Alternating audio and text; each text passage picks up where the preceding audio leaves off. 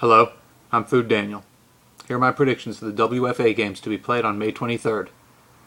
I'm filming this with my crappy iPod because when I was in Salt Lake City this weekend, I left my battery charger in the press box at Judge Memorial High School, still plugged into the socket underneath the desk. So any Utah Blitz players, if you swing by Judge Memorial, go into the press box, look underneath the desk, if you see that charger, that's mine. Hang on to it for me, please. Thanks. Okay, there are only 3 games this weekend, and only one of them looks to be interesting. Tacoma Trauma at the Portland Fighting Phillies. Okay, the Tacoma Trauma are 3-1. Portland Fighting Phillies are 0-4 or 0-5. But I noticed the Phillies, except for one blowout loss in Seattle, they have been playing close games. Look at their scores. Look at their scores. They are playing...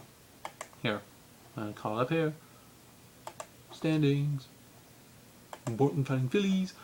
Okay, here's how the Phillies have done so far. First game, they lost to Seattle 20-0. Then they lost to Everett 18-13. And then they had a blowout loss to Seattle 56-6. Then they lost to Tacoma 20-10.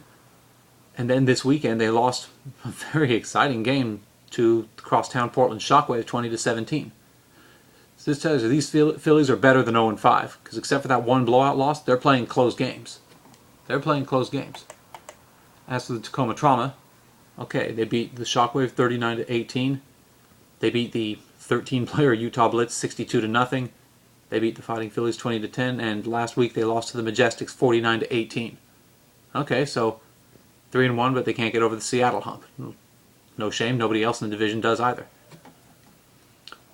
So I'm expecting Tacoma to win this game, but I'm thinking it'll be another close game on the order of their last game, that 20-10 game on May 2nd.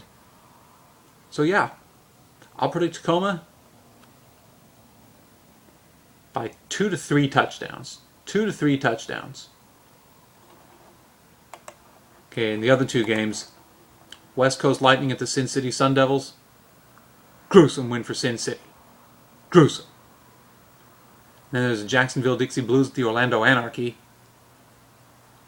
Last week I predicted Dixie Blues would have a close game against the Tampa Bay Inferno. Nope, they beat the Inferno 37-6. And Orlando, they haven't done much this year. I think they had a forfeit or 2 as well. So, gruesome win by Jacksonville. Gruesome. And that's all the games there is in the WFA.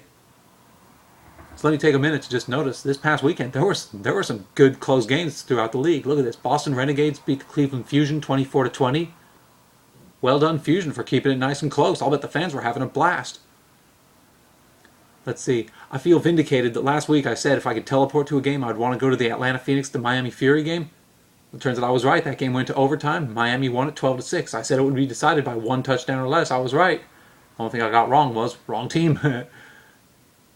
But hell yeah, overtime, can't beat that. And again, Portland Shockwave, the Portland Fighting Phillies, 20-17. There you go. And the game I attended, the Everett Rain beat the Utah Blitz 8-0 in pouring rain.